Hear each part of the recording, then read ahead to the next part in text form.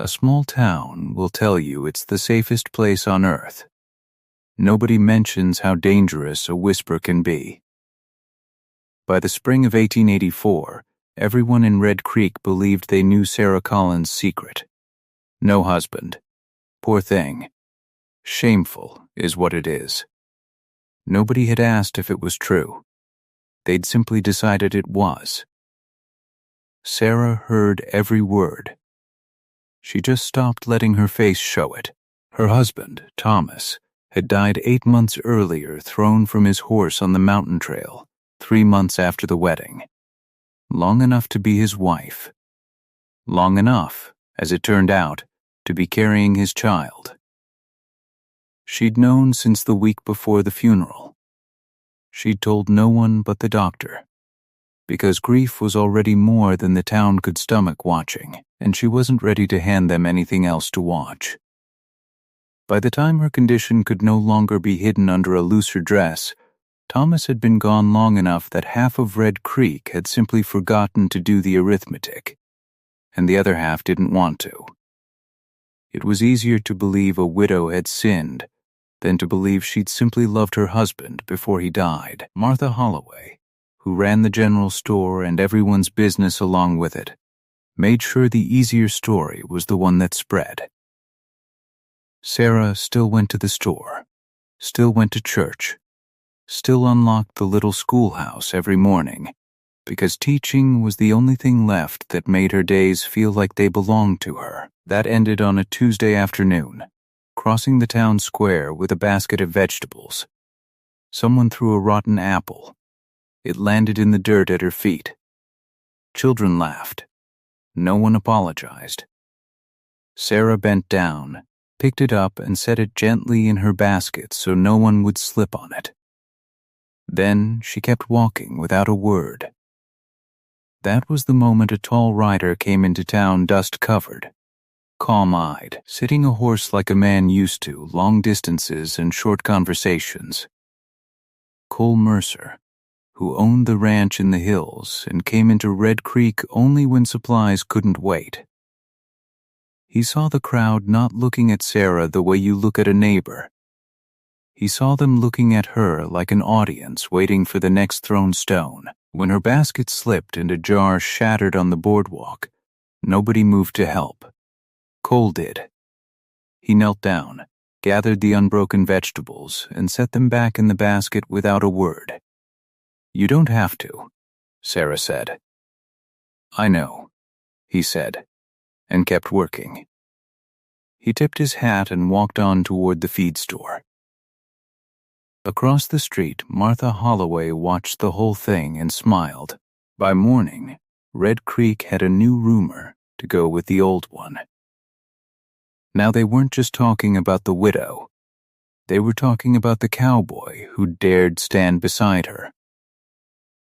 The school board didn't invite Sarah to the meeting where they decided her fate.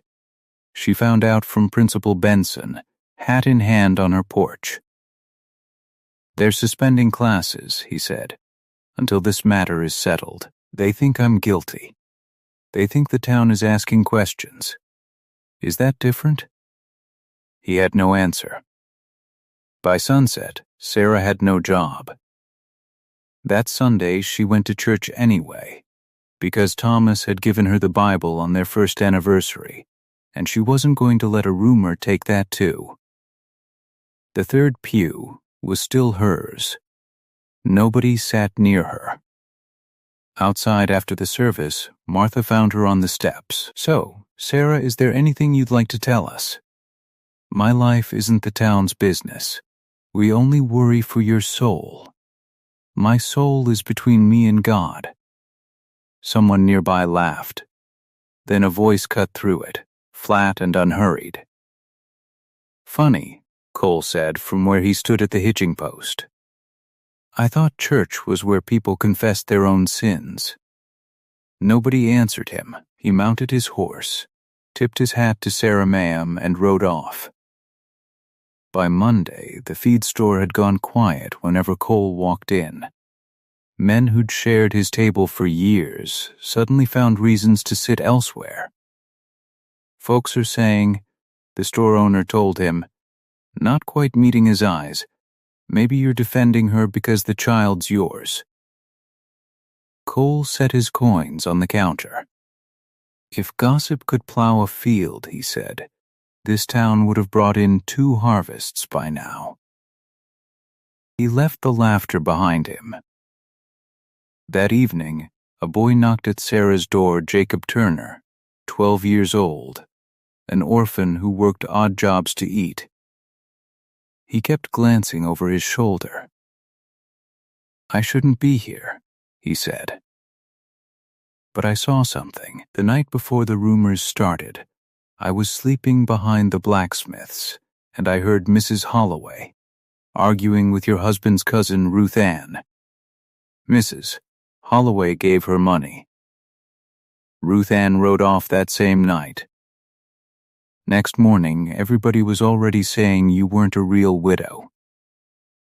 Sarah went cold. Ruth Ann had wanted the schoolhouse land willed to her after Thomas died. She'd said as much at the funeral, before Sarah's lawyer settled it otherwise.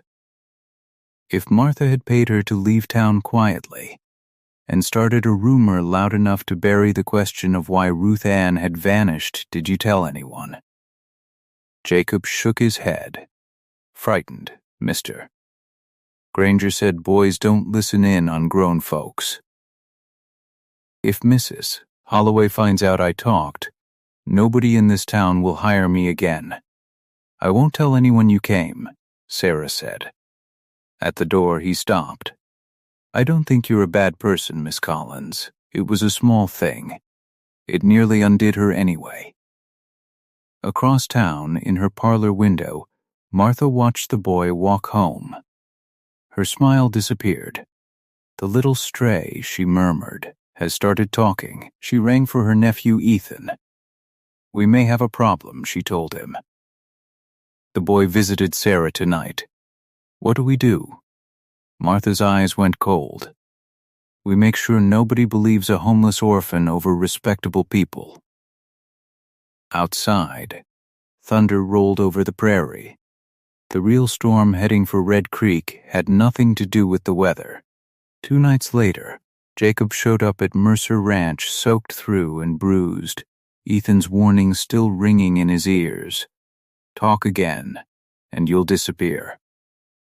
Cole rode for Sheriff Dawson before sunrise. Dawson didn't repeat rumors. He investigated them. His first question was the one nobody in Red Creek had bothered to ask in months. If this story about Sarah is true, who actually saw it happen, and who profits if everyone stays busy talking about her instead? By that afternoon, Dawson had Thomas and Sarah's marriage record from the church ledger, and a letter from the county doctor confirming what Sarah had told him the week Thomas died. The dates lined up exactly the way a faithful marriage would line them up. There was nothing left to whisper about, only arithmetic anyone could have done from the start, if they'd wanted the truth instead of the story. Then Dawson rode 2 counties over and came back with Ruth Ann herself, pulled from the boarding house where Martha's money had put her. Ruth Ann didn't need much convincing. She was tired of carrying someone else's secret. Martha paid me to leave, she said, and to let people believe whatever they wanted about Sarah. She said a juicier story would keep the town too busy gossiping to ask where I'd gone, or why the land dispute got settled the way it did. It wasn't cruelty for its own sake. It was a woman protecting her nephew's inheritance, and willing to spend a widow's reputation to do it.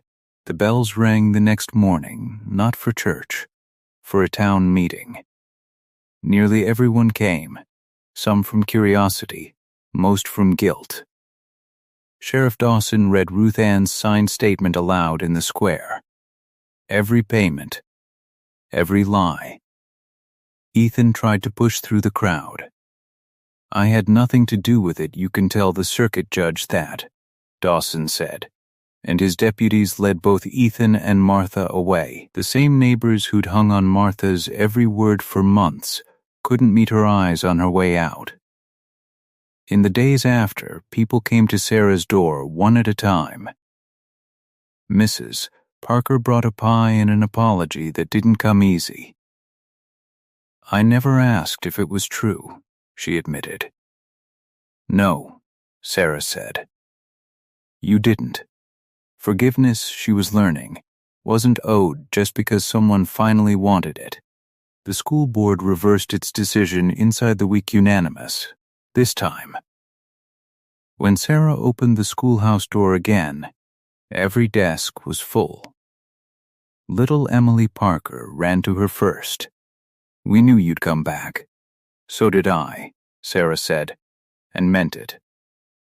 Cole kept turning up at the schoolhouse on Saturdays, fixing things nobody had asked him to fix. One afternoon, Sarah found him replacing a fence post that wasn't broken. "You've mended everything worth mending around here," she said. "One thing left."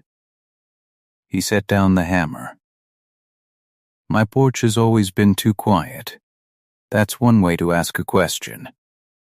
Never was much good at speeches. You don't need one," she said, and stepped close enough that he didn't need to finish it. 3 months later, Sarah gave birth to a daughter with her father's dark eyes, Thomas's daughter, welcomed by a town that had finally learned what it cost to judge first and ask questions never.